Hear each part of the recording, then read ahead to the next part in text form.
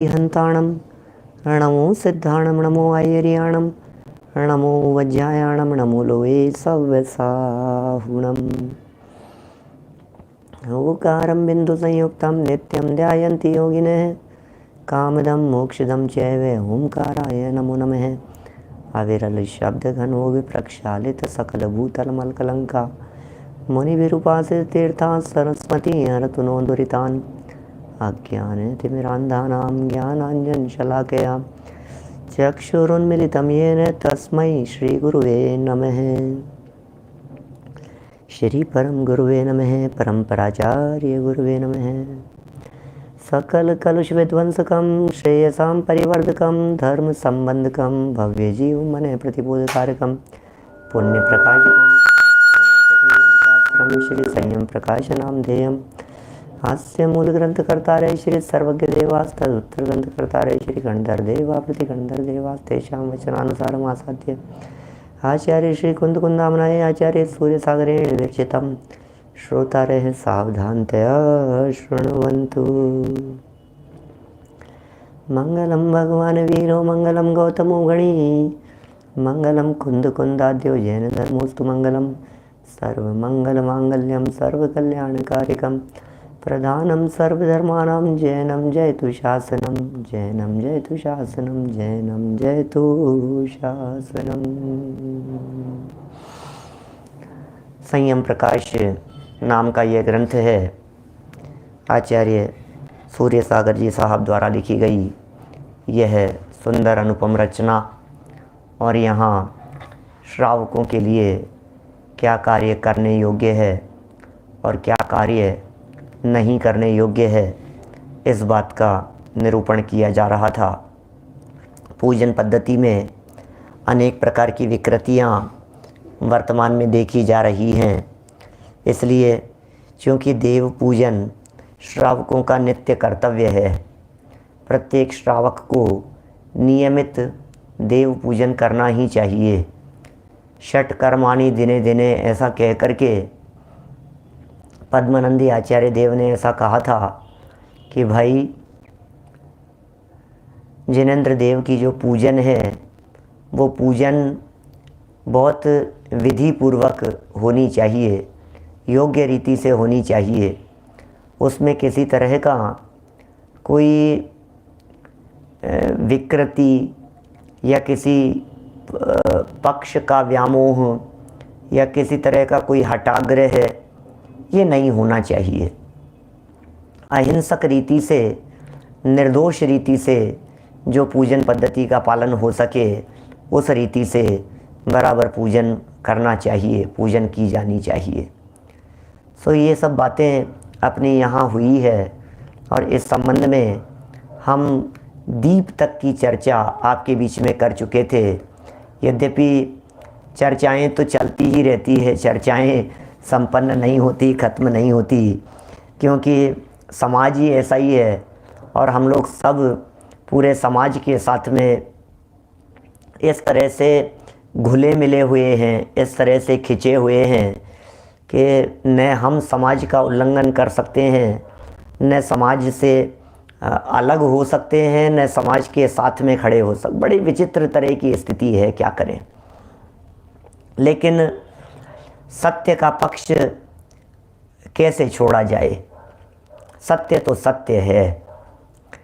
यहाँ चूँकि दीप के संदर्भ में इतनी बातें कही गई, आरती के संदर्भ में इतनी बातें कही गई, इतने सुंदर सुंदर तर्क आरती के संबंध में सामने प्रस्तुत किए गए कि भाई सामायिक का काल है, भगवान की दिव्य ध्वनि कीर्ति है। जो मुनिराज दिव्य ध्वनि में बैठे हुए होते हैं वे तो सुनते हैं, और जो कदाचित वहाँ नहीं जा पाते हैं वे एकांत में बैठ करके सामायिक करते हैं। जो काल सामायिक का हो, माने जो काल बहुत ऊंचा हो, जो बहुत उत्तम क्रिया के लिए काल चुना गया है हमारे यहाँ जनागम में, उस काल को इधर उधर गंवा देना ये तो समझदारी का काम नहीं है। जो अत्यंत उत्तम समय है उसका उपयोग तो उत्तम कार्य में होना चाहिए। अब यदि हम उस उत्तम कार्य को छोड़कर उसे ढोल नगाड़े समझ लो आप, और भी जो इन्होंने थोड़े से कठोर शब्द कह दिए थे झांझ बजाने में, इसमें प्रयोग में ले आए, तो समय का दुरुपयोग ही होगा। हमारे माध्यम से समय का इस तरह से दुरुपयोग न होवे, इसका भी विचार बराबर रीति से हमें करना चाहिए। देखिए, अंत में आते आते इतना भी कह दिया था कि अन्य क्षेत्र में यदि पाप किया गया है तो वो पाप धर्म क्षेत्र में आकर के धुल जाता है, लेकिन यदि धर्म क्षेत्र में ही आकर के पाप करने लगे तो फिर उस पाप का तो क्या होगा? वज्र लेपो भविष्यति, वो वज्र लेप की तरह हो जाएगा। माने उसको मिटाए नहीं मिटेगा, धोए नहीं धुलेगा, ऐसा गाढ़ा पाप हो जाएगा वो। कितनी सावधानी की बात कहते हैं भैया, सतर्क रहो जी, सावधान रहो आप, जो बातें कही जा रही है। बल्कि शास्त्रों में कई तरह से, कई दीपक के समर्थन वाले लोग भी होंगे, कई धूप के समर्थन वाले होंगे, कई आरती के समर्थन वाले होंगे, कई ऐसी बातें करने वाले लोग होंगे। सब अपने अपने पक्ष में अलग अलग तरह की बातें कहेंगे।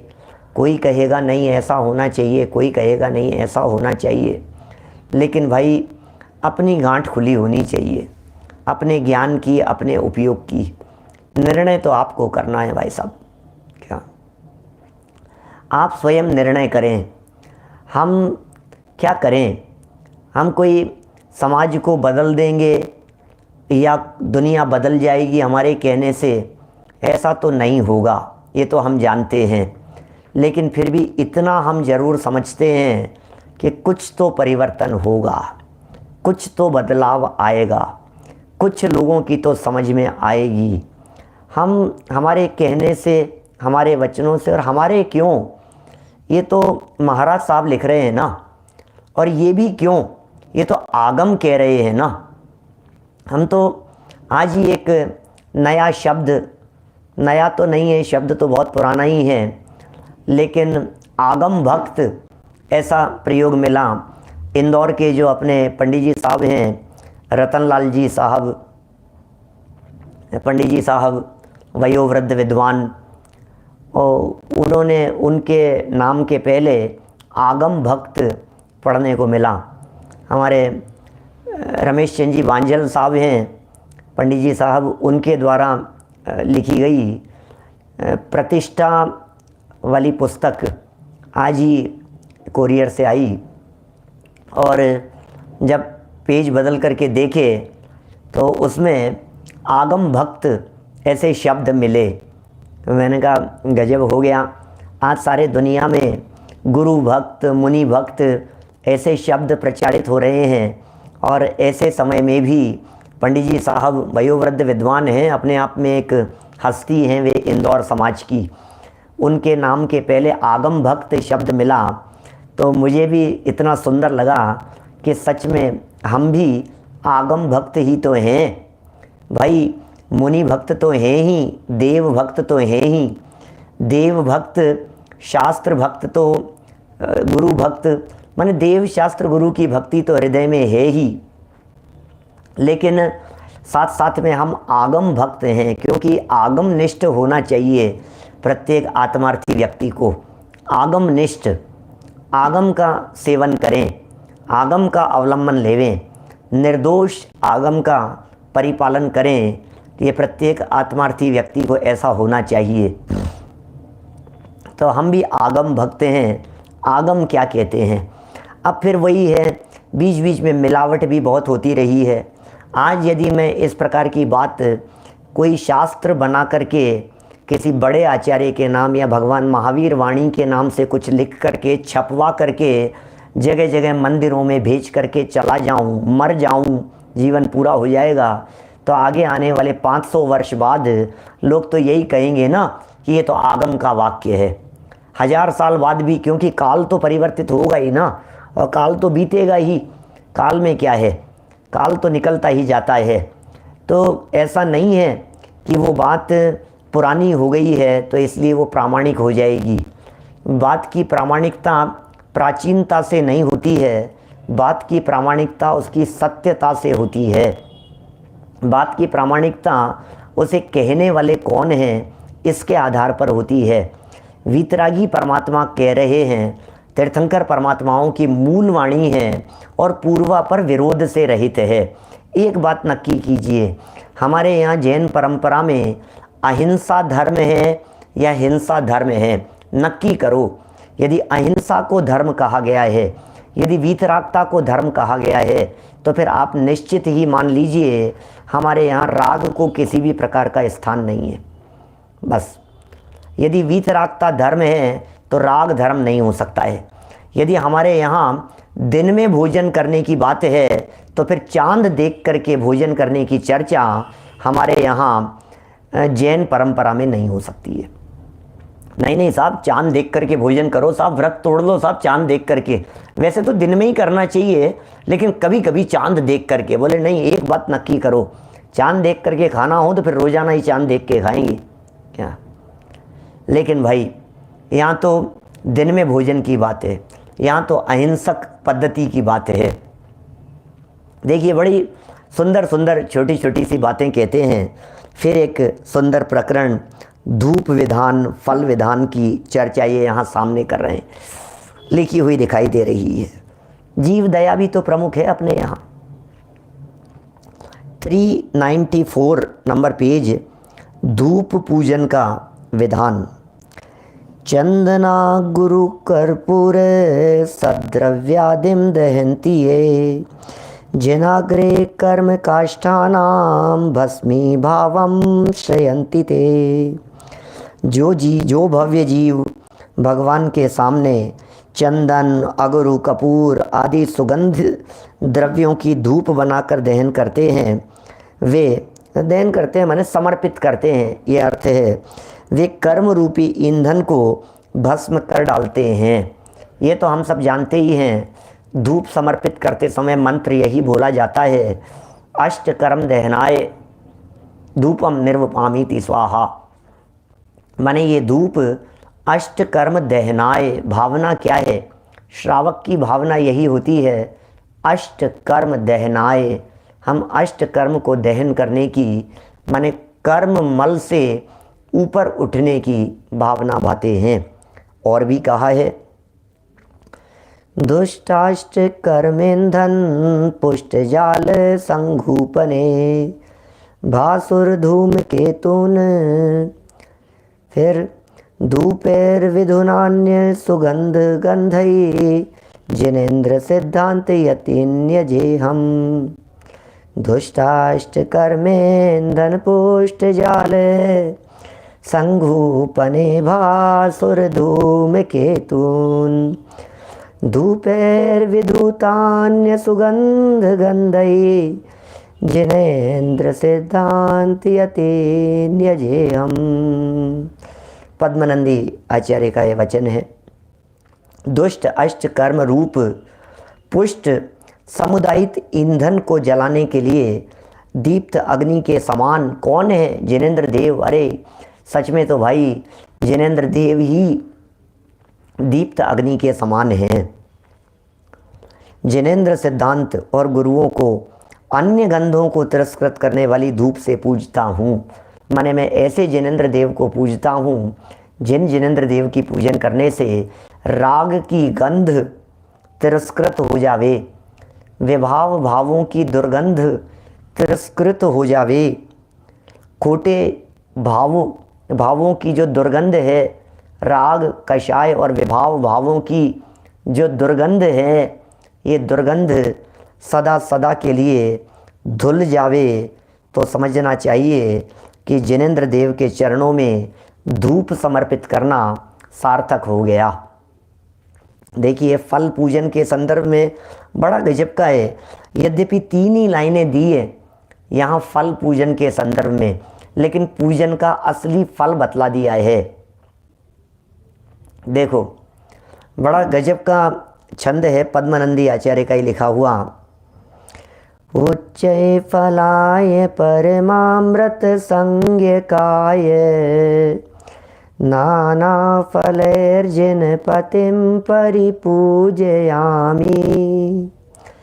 त्वद्भक्तिरेव सकलानि फलानि दत्ते मोहेन तत्तदपि याचत एव लोकः।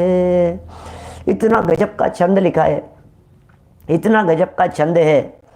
माने मंदिरों में, जिन मंदिरों में स्वर्ण अक्षरों से दीवारों पर लिखाने जैसा ये छंद लगता है। क्या लिख रहे हैं? हे जिनेंद्र, परमामृत है नाम जिसका, जिनका परम अमृत है नाम जिनका। हे जिनेंद्र देव, परम अमृत है नाम जिनका, ऐसे उच्च फलों को लेकर उच्च पद वास्ते हम आपको पूजते हैं। हम किस लिए पूजते हैं हे जिनेंद्र? आपको उच्च फल वास्ते, उच्च फलों को लेकर आपको पूजते हैं। कल्प वृक्षों के फल लाते हैं, बहुत ऊंचे ऊंचे फल, उन फलों की बात करते हैं। उन्हें लेकर के हे भगवान हम आपको पूजते हैं। हे भगवान, तुम्हारी भक्ति ही सकल निर्दोष फल को देती है। इतना सुंदर शब्द है ना। प्रभु मैं क्या मांगूं आपकी भक्ति से? प्रभु मैं क्या फल चाहूं आपसे? फल चाहिए मुझे, फल चाहिए भगवान। तेरी फल पूजा का फल प्रभु हो शांत शुभाशुभ ज्वालाएं। हो क्या गजब है भाई साहब। तेरी फल पूजा का फल प्रभु, फल पूजा, फल से जो पूजा कर रहा हूं ना, इसका फल क्या है? इसका फल क्या चाहता हूं मैं? तेरी फल पूजा का फल प्रभु हो शांत शुभाशुभ ज्वालाएं। क्या परम अमृत फल। अरे देव पुनीत फलों की चर्चा कर रहे हैं। अमृत जिनमें भरा हुआ हो, ऐसे देव पुनीत फल, भावों के उत्तम फल की बात कर रहे हैं। ये कह रहे हैं उनसे क्या चाहते हो? तुम्हारी भक्ति ही सकल निर्दोष फल को देती है। तो भी क्या कह रहे हैं? हे प्रभु, आपकी जो भक्ति है वो भक्ति ही सच में निर्दोष फल को प्रदान करने वाली होती है। तो भी लोग मोह कर फल जाचे हैं, फल की याचना करते हैं। ओह क्या करें भैया, ये दुनिया तो मूर्ख है। आपकी भक्ति से ही उत्तम फल की प्राप्ति स्वयमेव हो जाती है, तब भी ये मूढ़ जगत, ये मूर्ख प्राणी जगत का ये फल की याचना करता है आपसे।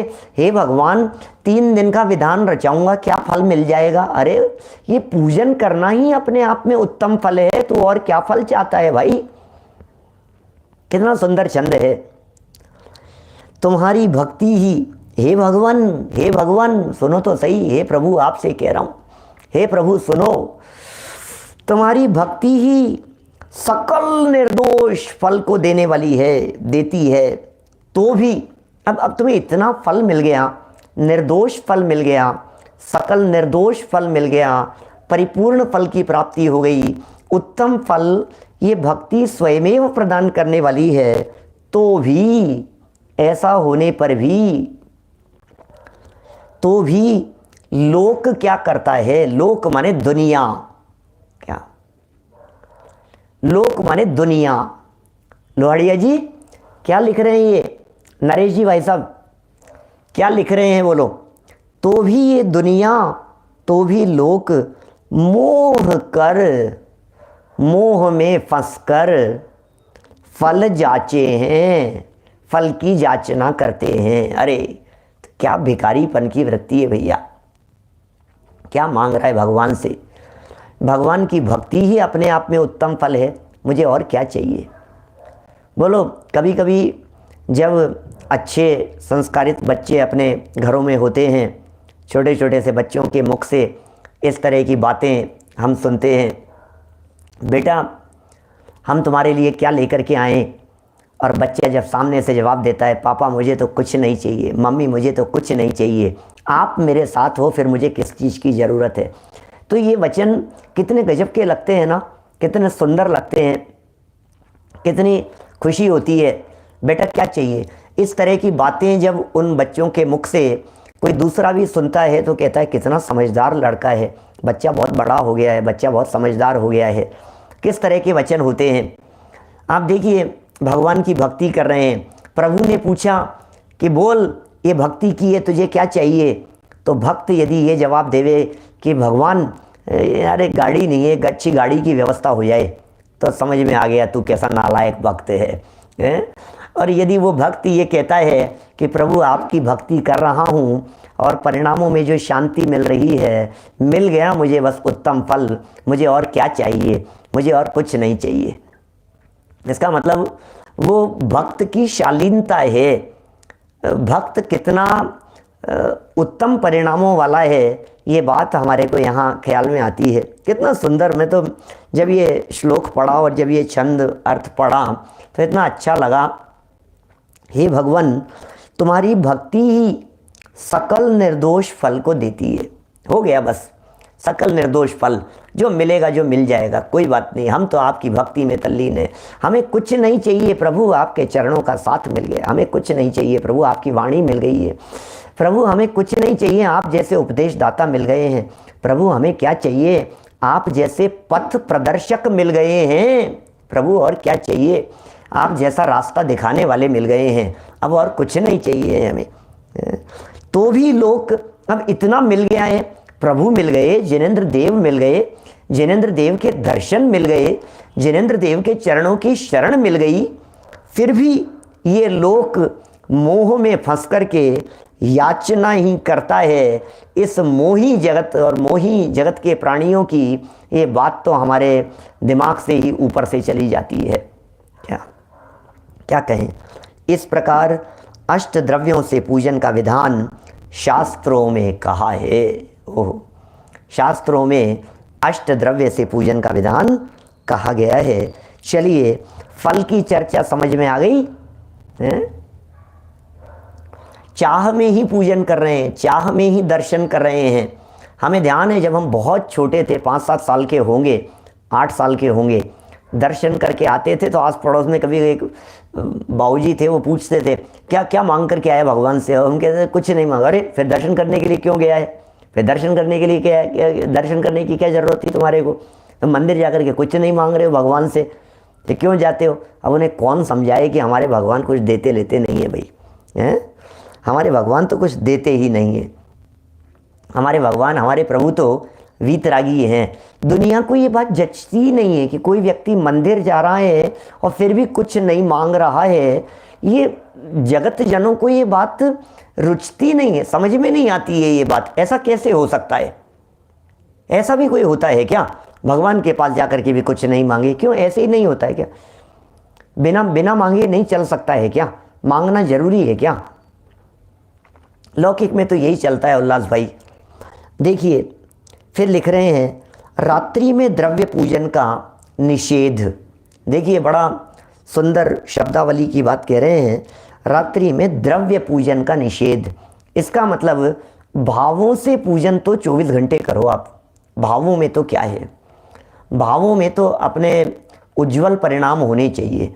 भावों में यदि आप पूजन कर रहे हैं तो वो तो स्तुति है, और स्तुति तो कभी भी की जा सकती है। देखिए, प्रश्न है, रात्रि में द्रव्य तथा दीपक आदि द्वारा पूजने का निषेध करते हैं रात्रि में ये सब करने का। मुखाग्र स्तुति पाठ करने आदि करने का निषेध नहीं करते कि साहब आप तो पूजन करने का तो निषेध कर रहे हो, फिर आप ये क्यों नहीं कर रहे हो। यहाँ पर मुखाग्र जो ये कह रहे हैं, ये स्तुति पाठ करने का निषेध नहीं करते हो, ये बात तो कुछ जच नहीं रही है हमारे को। दीपक जलाकर आरती रात्रि में नहीं करना चाहिए, दीपक जला करके आरती रात्रि में नहीं करना चाहिए, तथा रात्रि को द्रव्य द्वारा भी पूजन नहीं करना चाहिए, कारण कि इससे हिंसा होती है। ये उसका जवाब है। यहाँ बीच में उत्तर भी दिया जा सकता था, उसमें हिंसा होती है, इसलिए उसका निषेध समझना चाहिए। ये जो पीछे जो धूप वगैरह की भी जो चर्चा की ना, उसमें भी इन्होंने जब दहन की यहाँ बात कही है तो अष्टकर्म दहनाए ही तो बोलते हैं हम, अष्टकर्म दहनाए। तो दहन करने का अर्थ वहाँ समर्पित करना ही है। अष्टकर्म दहन की भावना से ये समर्पित किया जा रहा है, ऐसा ही उसका अर्थ है। क्योंकि वही बात है, जब हम अहिंसा के समर्थक हैं तो फिर ये बात कैसे हो सकती है। एक प्रश्न रात्रि पूजन के संदर्भ में, फेरों में द्रव्य से पूजन करने के संदर्भ में पूछा जा रही है, लेकिन भाई फेरे रात्रि में होने ही नहीं चाहिए ना। बिल्कुल स्पष्ट ही है, हो गई यहाँ बात। जब रात्रि में पूजन करना योग्य नहीं है तो फिर रात्रि में फेरे भी योग्य नहीं हो सकते हैं। रात्रि में फेरे, रात्रि में विदाई, रात्रि में ये तो सब समझ लो आप, बराबर खोटा है ये काम, बिल्कुल भी उचित नहीं है। जब आप रात्रि में पूजन नहीं करते तो रात्रि में आप फेरे कैसे कर सकते हैं। इसलिए दिन में भोजन, दिन में फेरे, दिन में बारात, दिन में ही होना चाहिए। लेकिन समस्या यह है, वैभव प्रदर्शन नहीं हो पाता दिन में। दिन में आपका वो डेकोरेशन नहीं हो पाता, दिन में आपकी लाइटिंग नहीं हो पाती, दिन में ये सब दिखता नहीं है। दिन में वो वैभव, आतिशबाजी और न मालूम क्या क्या नहीं भैया, दिन में ही होना चाहिए। दिन में फेरे, दिन में चढ़े बारात, बिल्कुल दिन में ही होना चाहिए। क्योंकि पूजन का विधान है ना भाई, वहाँ तो देव शास्त्र गुरु की साक्षी में जब हम पूजन कर रहे हैं, और वहाँ बिल्कुल बाकायदा जो पूजन दिन में ही होगी, समझो आप भगवान की पूजन कर रहे हैं, अपन यंत्र वहाँ रखते हैं, जिनवाणी वहाँ विराजमान करते हैं, गुरु के प्रतीक स्वरूप वहाँ कलश वहाँ विराजमान किया जाता है, तो देव के प्रतीक स्वरूप वहाँ यंत्र होता है, शास्त्र के प्रतीक स्वरूप वहाँ शास्त्र होता है, गुरु के प्रतीक स्वरूप वहाँ कलश विराजमान होता है। तो देव, शास्त्र, गुरु, ये तीनों वहाँ सामने हैं और उनकी साक्षी में फेरे लिए जाते हैं, देव शास्त्र गुरु की साक्षी में। और फिर पूजन भी तो वही की जाती है, देव शास्त्र गुरु की पूजन की जाती है। आप लोगों को पता है या नहीं? पता होना ही चाहिए, सबके फेरे हुए हैं, फिर भी पता नहीं है। 5 परमेष्ठियों के अर्घ होते हैं, 4 मंगल, 4 उत्तम, 4 शरण, इस तरह से 17 अर्घ नियम से समर्पित किए होंगे आपने आपके फेरों के समय में।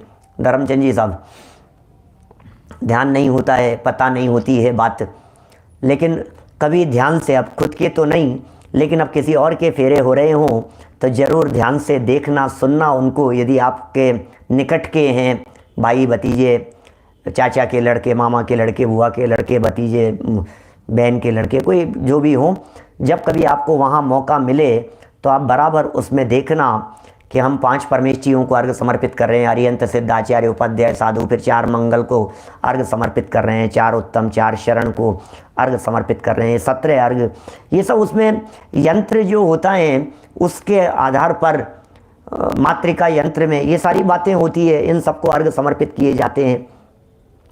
कुल मिलाकर के देव शास्त्र गुरु को ये अर्घ समर्पित होते हैं। तो फिर ये सब रात्रि में कैसे हो सकता है, सामग्री चढ़ाना वगैरह वगैरह सब चीज़ें। देखिए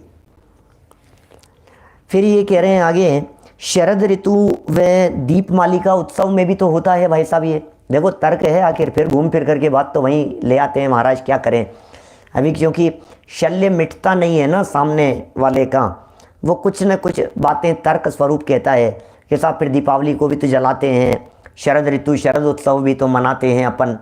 जरा क्या जवाब है सुनिए इसका उत्तर।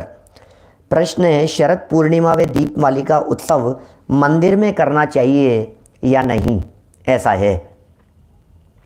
देखो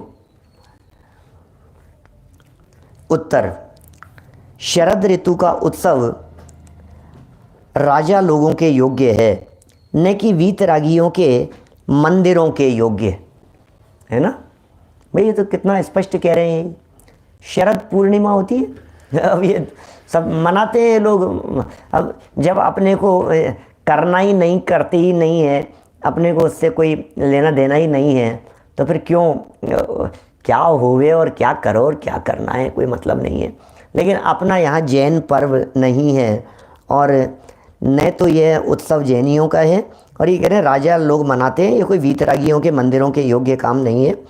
प्रथमानुयोग तथा चरणानुयोग के ग्रंथों में कहीं भी इसकी आज्ञा नहीं है, हमारे रंच मात्र भी इसकी आज्ञा नहीं है इस उत्सव के मनाने की। तथा दीपमालिका के उत्सव करने का विधान भी मंदिरों के लिए नहीं देखा जाता है, अतः उन्मार्ग ही है। तो दीपमालिका भी आप मंदिरों के लिए नहीं है, और आजकल तो बड़ा चलने लगा, मंदिर में ले जा करके चढ़ाओ, मंदिर में दीपक जलाओ, मंदिर में रख करके आओ, मंदिर में करो। अरे मंदिरों में कहाँ से आ गई भाई, ये कहाँ से आएगी ये सब चर्चा? भी ये 1-2 पेज पढ़ लूँ मैं, 1-1.25 पेज, ये सारी चर्चाएं इसी तरह की चलने वाली है। माने चूँकि यहाँ रात्रि दीपक का निषेध किया, तो फिर क्या दिन में जला लेवें क्या? अरे भाई, जब रात्रि के अंधकार में ही दीपक से आरती का निषेध कह दिया, तो फिर दिन का परमिशन कैसे देंगे? दिन में किसको दिखा रहे हो आप दीपक? दिन में ज़रूरत क्या है? दीपक की ज़रूरत तो अंधकार में ही होती है, प्रकाश में, जहाँ सूर्य जैसा प्रकाश प्रकट दिखाई दे रहा हो, ऐसे इतने प्रकाश में फिर दीपक का क्या औचित्य है? रात्रि में भी हमने निषेध इसीलिए किया था क्योंकि लाइट जल गई है। यदि लाइट नहीं आ रही हो तो फिर हमने रात्रि में दीपक जलाने का निषेध नहीं किया आपको। आप रात्रि में दीपक जलाइए, लेकिन लाइट नहीं आ रही है तो भगवान के दर्शन करने के लिए क्या करेंगे आप? दीपक जलाएंगे ही, कोई बाधा नहीं है उसमें। लेकिन खूब प्रकाश है, पर्याप्त प्रकाश है, पर्याप्त रोशनी है, और सिर्फ दिखावे प्रदर्शन के लिए कोई प्रयोजन ही नहीं बचा है उसका। मतलब प्रयोजन और उद्देश्य देख करके तो काम किया जाना चाहिए ना। यहाँ तो दीपमालिका की बात कर रहे हैं। दीपमालिका माने दीपक की पंक्तियाँ, दीपावली, दीपमालिका, दीपावली, ऐसी बात है। देखिए, तथा दीपमालिका के उत्सव करने का विधान भी मंदिरों के लिए नहीं देखा जाता है, अतः उन्मार्ग ही है। क्या? अतः वह उन्मार्ग ही है। आज हमारे पास में एक पुस्तक आई, देखो अभी मैं कल परसों आपसे बात कर रहा था ना उनके बारे में, मैंने याद किया था आपको, अभी तो नाम लिया मैंने, आपके इंदौर के पंडित जी साहब को मैंने याद किया, रमेश चंद जी बांजल साहब को। आज उनकी मैंने अभी भी बतलाया, उनकी किताब मेरे पास में आई, मैंने तुरंत उनकी किताब में, इनकी पुस्तक है पंच कल्याणक प्रतिष्ठा प्रबोध के नाम से, आज आई है डाक से मेरे पास में, पंच कल्याणक प्रतिष्ठा प्रबोध। तो इसमें मैंने वो छंद पढ़ा, वो जो छंद आया था जिसमें वेदी प्रतिष्ठा के प्रसंग में जब वो दीपक समर्पित करने वाली जब बात आई, तो मैंने उस चीज़ को देखा, और देख करके तुरंत ही मेरे को बात ख्याल में आई कि मैंने कल परसों उसके बारे में आप लोगों को हवाला दिया था, उस प्रकरण को देखूं मैं। तो जब उस प्रकरण को देखा तो उन्होंने स्पष्ट रीति से वहाँ ये लिखा हुआ था कि वहाँ दीपक और ब्रैकेट में लिख दिया जिनवाणी, ऐसा दीपक शब्द के अर्थ में ही उन्होंने जिनवाणी कह करके पुकारा वहाँ पर। देखो मैं आपको वो पढ़ करके सुनाता हूँ।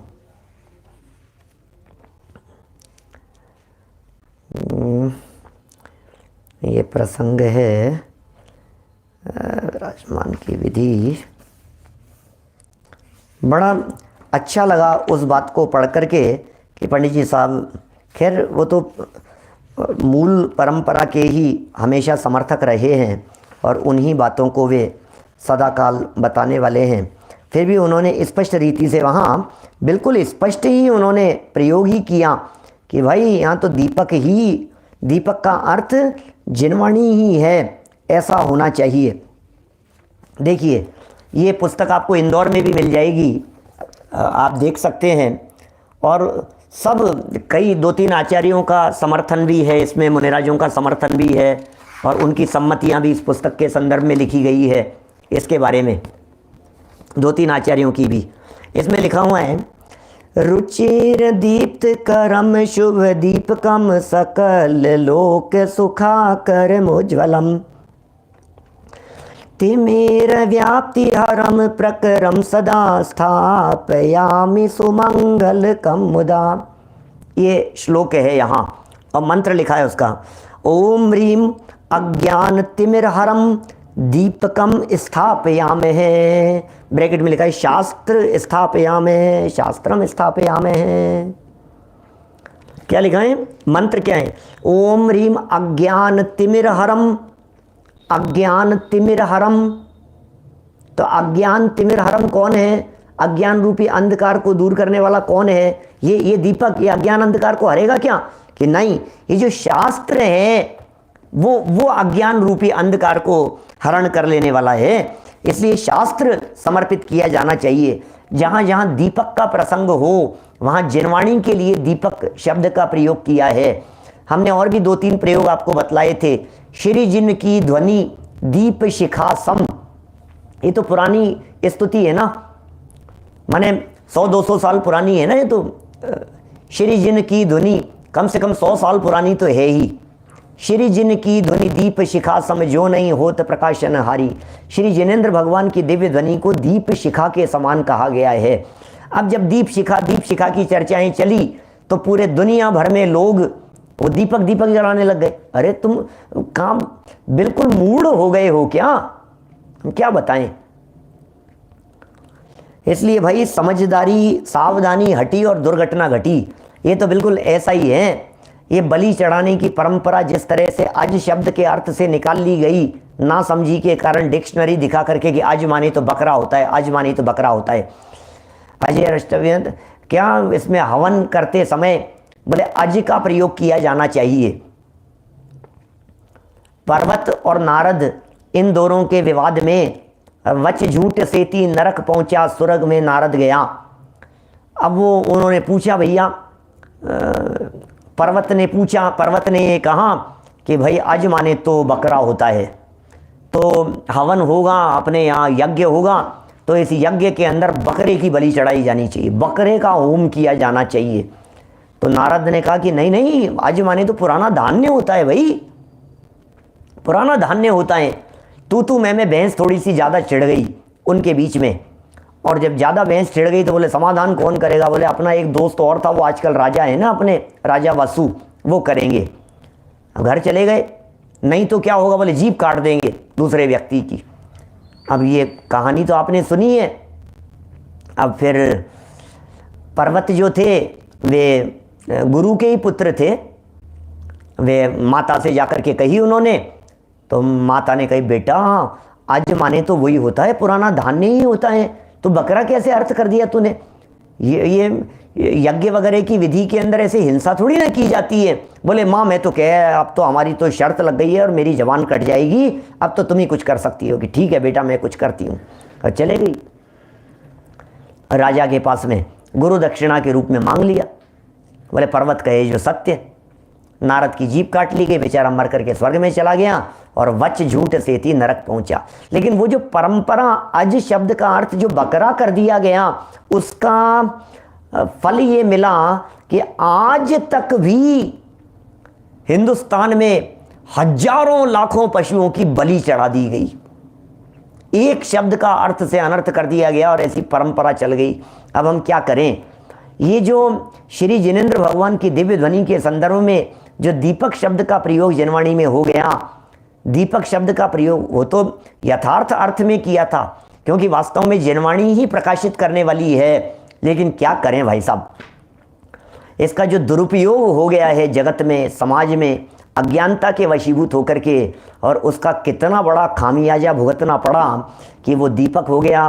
फिर वो किसी ने 1 की परमिशन दे दी, फिर 1 की परमिशन दे दी तो किसी ने 11 कर दिए, फिर 11 के किसी ने 101 कर दिए, किसी ने 108 कर दिए और किसी ने 1008 कर दिए।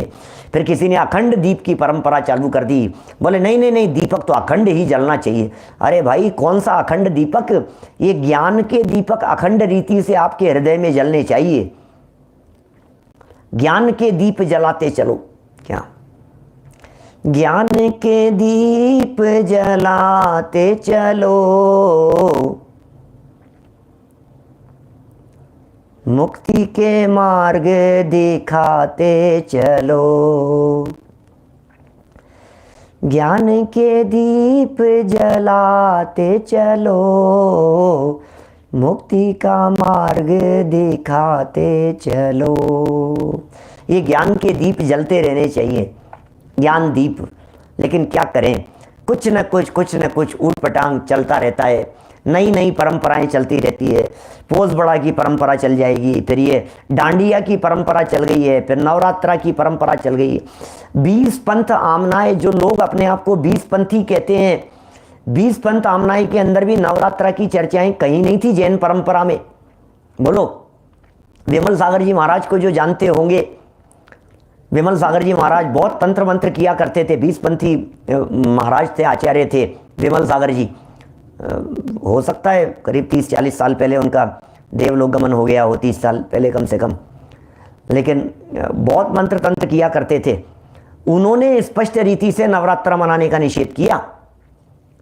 उनकी शिष्या आरिका माता जी, शादवादमती माता जी वगैरह सब बिल्कुल बहुत दृढ़ता से उन्होंने निषेध किया। उन्होंने आलेख निकाले इसके खिलाफ में कि हमारे यहाँ जैन परंपरा में कहाँ नवरात्रा की परंपराएं आ गई है, ये नई बातें हो गई है। इसका मतलब, मेरा कहने का मतलब ये है, ये परंपराएं विकृत होती है भाई साहब। ये परंपराएं ऐसे ही नहीं बिगड़ती है। आपको मैं बतलाऊं, श्वेतांबर परंपरा भी जो है, ये श्वेतांबर परंपरा भी आज जिस रूप में देखी जा रही है, जिस समय दिगंबर श्वेतांबर का बंटवारा हुआ था उस समय ये हालत नहीं थी। फिर धीरे धीरे करके वो बढ़ती चली जाती है, वो चीज़ फिर विकृति बढ़ती चली जाती है। सिर्फ एक धागा मात्र रखने मात्र वाली यदि कोई प्राचीन प्रतिमा मिलती है, पूरी दिगंबर प्रतिमा मिल रही है, और एक इस जगह पर आपके कमर पर कनकती का जो धागा है, सिर्फ वो धागा मात्र निशान देख करके उस प्रतिमा को श्वेतांबर प्रतिमा घोषित हो जाती है कि ये प्रतिमा श्वेतांबर प्रतिमा है। कनकती का यहाँ धागा दिखाई दे रहा है, कनकती बांधते हैं ना इस तरह से, इतने से मात्र में। तो इसका मतलब प्राचीन परंपराओं में कुछ थोड़ी सी विकृति हुई, फिर कुछ थोड़ी सी विकृति हुई, फिर कुछ थोड़ी सी हुई, फिर कुछ थोड़ी सी हुई, फिर बढ़ते बढ़ते बढ़ते बढ़ते वो शिथिलाचार अपने अखंड सीमा में चला जाता है। बोलो, अब चल रहे हैं, अब चला दो आप अखंड दीपक जला दो। मैं ये कह रहा हूँ, ये अखंड दीपक, आज तो आप परंपरा डाल रहे हो अखंड दीपक की, मुझे तो सिर्फ इतनी सी बात बतला दीजिए, यदि ये अखंड दीपक की परंपरा प्राचीन काल से होती तो आज तक क्यों नहीं दीपक जल रहे थे? 100-200 साल पुराना कहीं दीपक तो दिखाओ, कहीं जलता हुआ अखंड दीपक। 100 साल पुराना कहीं अखंड दीपक दिखा दो, 50 साल पुराना कहीं अखंड दीपक कहीं किसी मंदिर के अंदर जल रहा हो तो दिखा दो, 40 साल से यदि कहीं अखंड दीपक जल रहा हो तो दिखा दो। है क्या कोई? क्योंकि अखंड है तो फिर अखंड होना चाहिए ना। लेकिन आज तो मैं ये बात कह रहा हूं, मुझे मालूम है 30 साल बाद में लोग दिखा देंगे कि देखो पंडित जी 40 साल से जल रहा है, दिखा देंगे अखंड। बना दो, आप चालू कर दो जिसको जो चालू करना है। आज यदि आपने अखंड दीपक बिठा दिया और 40 साल तक चलाए रखा तो फिर ये पंडित जी की कही हुई बात तो झूठी हो जाएगी ना। आज जो प्रवचन नंबर में हम कह रहे हैं आपके बीच में, आपको नहीं मिलती है ये सारी बातें। अब ये सब धीरे धीरे ही होती हैं। सेम केस है शांति धारा के संदर्भ में भी, ठीक इसी तरह का केस है। क्या बताएं आपको, अभी हमने उसके बारे में भी कही, सूर्य मंत्र के संदर्भ में भी हमने बात कही, वहाँ पंचकल्याणक में सिंगोली में भी बात कही, पहले भी कही थी, ग्वालियर में भी इस तरह का मुद्दा उठ गया था। कुछ मुद्दा ही नहीं है ज़बरदस्ती का, ज़बरदस्ती के मुद्दे बना दिए जाते हैं, ज़बरदस्ती समाज को गुमराह करने के प्रयत्न किए जाते हैं। हमें यही समझ में नहीं आता है क्यों समाज में फूट डालने के प्रयत्न किए जाते हैं, क्यों समाज को गुमराह करने के प्रयत्न किए जाते हैं, क्यों समाज को बरगलाया जाता है। कितनी स्पष्ट बातें, जो जैसा जिसको जो करना हो उसको करे। ये क्यों भूल जाते हैं कि हम भारतवासी हैं, ये क्यों भूल जाते हैं कि जब भारत सरकार हमारे को संविधान में ये स्वीकृति देती है कि जिसको जो धर्म मानना होगा वो धर्म मानेगा, फिर आप क्यों हमारे ऊपर किसी तरह का शिकंजा कसना चाहते हैं कि ऐसा नहीं और ऐसा नहीं? क्यों कोई दूसरे व्यक्ति के ऊपर शिकंजा कसना चाहता है कि आप ऐसा करो और ऐसा नहीं करो? हम कभी नहीं कहते हैं आपको इस तरह की बात, हम कभी नहीं कहते हैं ऐसा कि आप ऐसा कीजिए या हमने ऐसा कह दिया है तो तुम्हें ऐसा ही मानना है। जो आपको जचता हो वो कीजिए ना। धर्म कोई बपौती नहीं है, धर्म किसी का कोई ऐसा कोई बाड़ा नहीं है। समझ करके करो, सोच करके करो, विचार करके करो भैया। आपके बुद्धि के जो दरवाजे हैं उसे खुला रखो, दरवाजे बंद मत करो। ऐसा मत कीजिए कि दरवाजे ही बंद कर दीजिए। कहीं भी जाइए, कहीं भी उठिए, कहीं भी बैठिए, किसी के यहाँ भी जाइए, किसी को भी सुनिए, किसी को भी पढ़िए, लेकिन बुद्धि तो खुली रखिए अपनी, समझ तो रखिए। ये जैन धर्म समझदारों का धर्म है, ये ना समझ लोगों का धर्म नहीं है, ये देखा देखी का धर्म नहीं है, ये विवेकियों का धर्म है भाई साहब। विवेक की आंखें खुली हुई होनी चाहिए। आज हर मंदिर के अंदर शांति धारा की अखंड परंपरा चल रही है। लोगों को ऐसा लगने लग गया, आगे आने वाली पीढ़ियां ये कहेगी कि शांति धारा के बिना तो पूजन ही नहीं होती। जिसने शांति धारा नहीं की इसका मतलब वो व्यक्ति का मंदिर जाना बेकार हो गया। ऐसी हालत हो गई है इन दिनों। कौन कौन कहे, कौन माने, कौन सुने, कौन बताए।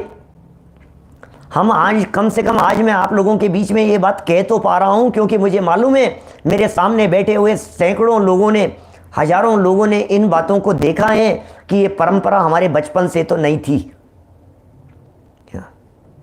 10-5 साल से चली है, 15 साल से चली है, 20 साल से चली है, इससे ज्यादा पुरानी परंपरा तो नहीं है ना। लेकिन आगे आने वाले 40 साल बाद में लोग क्या कहेंगे, ऐसा ही होता था, ऐसा ही होता है, हमने तो ऐसा ही देखा है, आप मना कर रहे हो इस चीज को, ये तो परंपरा है, ये तो ऐसा ही है। अब कौन कौन कहे फिर, बोलो कैसे चलेगी वो चीज। लेकिन कम से कम ये हमारी रिकॉर्डिंग तो रहेगी ये कि ये इतने समय पहले ये पंडित जी ऐसा कह करके गए थे कि ये परंपरा अभी नहीं चली है। तो कम से कम ये एक एविडेंस तो है इस बात के लिए कि ये परंपरा सन 2000 के पहले नहीं चलती थी हिंदुस्तान में। होता होगा कहीं कहीं, कभी कभी होता होगा, विशेष अवसरों पर होता होगा, कहीं किसी जगह पर होता होगा, बोलो कहीं हो जाता होगा किसी जगह पर। सन 2000 के पहले 1999 के अंदर ये परंपरा हिंदुस्तान के अंदर हर मंदिर के अंदर नहीं थी। किसी मंदिर के अंदर कभी किसी विशेष अवसरों के ऊपर कोई व्यक्ति शांति धारा कर लेता था तो कर लेता था। लेकिन आज मुझे बतलाइए हिंदुस्तान के उंगलियों पर गिनने जितने मंदिर दिखेंगे आपको जहां शांति धारा नहीं होती होगी, क्योंकि लोगों को यही लगने लग गया है कि शांति धारा से ही अपना कल्याण होता है। यही हो गया है, अब दिमाग ही ऐसा सेट हो गया है, अरे आज तो शांति धारा नहीं देखी, अरे आज तो शांति धारा नहीं करी। अरे क्या क्या हो गया है भाई साहब, क्या बतलाएं, कौन समझाए। इन बीतरागियों के मार्ग में ये राग, प्रयोजन, लोभ, लालच, ये कितना सुंदर, ये जो अभी ऊपर जो अपन ने एक श्लोक पढ़ा था, निर्दोष फल को हे भगवान आपकी भक्ति दे रही है, फिर मुझे क्या चाहिए। फिर भी कैसे नादान लोग हैं जो फल की चाह ना रखते हैं। बोलो एक व्यक्ति मुझे बतला दीजिए जो शांति धारा करने वाला हो और जिसके अंदर में किसी लौकिक तरह की वांछा नहीं होवे। एक व्यक्ति मुझे ला करके बतला दीजिए तुमने क्यों की शांति धारा, ये बतलाओ। कि माथे पर संकट मंडरा रहा था इसलिए की थी शांति धारा। तो तुमने संकट की धारा की थी कि भगवान की धारा की थी, ये बतलाओ मेरे को। एक व्यक्ति नहीं मिलेगा आपको, चिराग लेकर के ढूंढोगे तो नहीं मिलेगा आपको।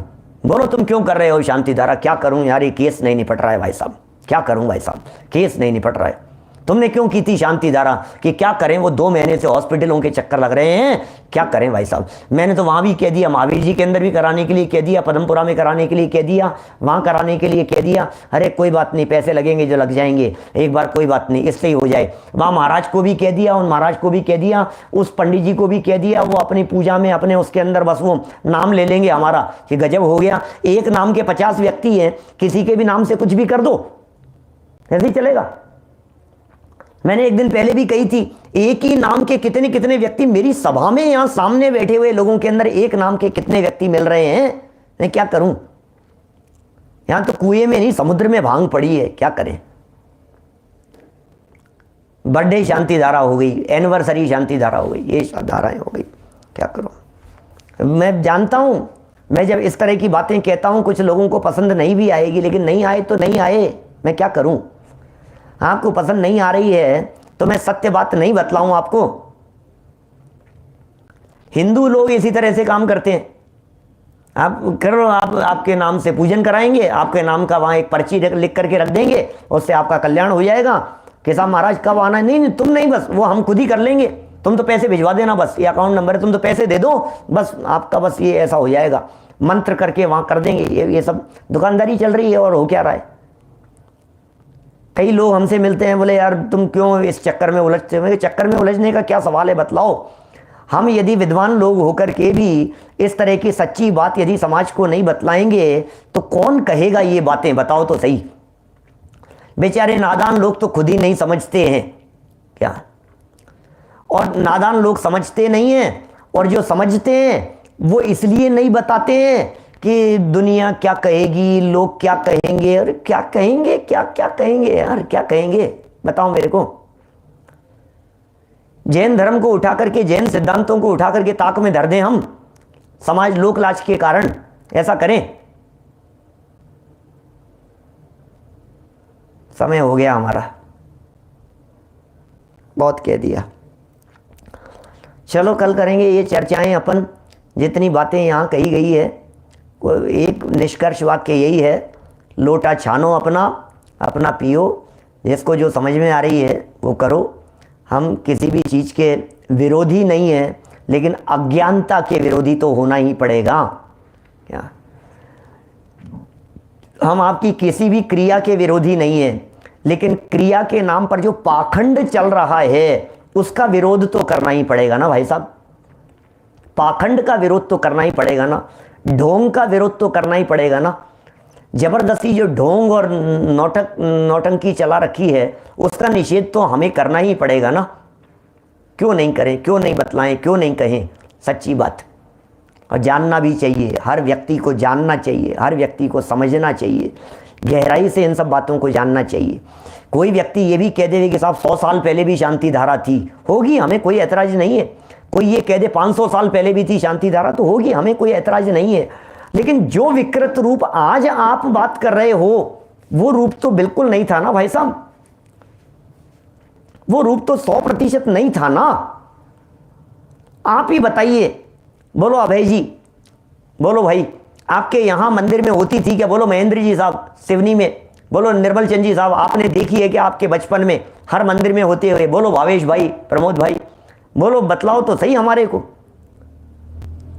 ये तो आज मैं, क्योंकि मेरे से भी बड़ी उम्र के सब लोग सामने दिखाई दे रहे हैं, बुजुर्ग लोग आज सामने हैं, इसलिए मैं आज इतनी दृढ़ता से बात कह पा रहा हूं। मुझे मालूम है जब मैं अपनी 40 साल और उम्र बढ़ जाने के बाद 70-80 साल की उम्र में बात कहूंगा तो बच्चे पोते सब लोग, युवा साथी ये कहेंगे, अरे यार हमने तो बचपन से ही देखी है, ये कौन से पंडित जी हैं, हमने तो बचपन से ही देखी है। ऐसी बातें कहेंगे लोग, क्या कहें। चलिए, जावाणी के ज्ञान ते सूझे लोकालोक, सोवाणी मस्तक नमू, सदा देत हूँ ढोक, सदा देत हूँ ढोक। 9 वर्णमोकार मंत्र प्रातःकाल 9:20 पर और रात्रि में 10 बजे पारस टीवी के ऊपर मिलेंगे आपसे। अभी 9 वर्णमोकार मंत्र। नमो वरिहंताणम, नमो सिद्धाणम, नमो आयरियाणम, नमो वज्रायाणम, नमो लोये सव्य सावणम, नमो वरिहंताणम।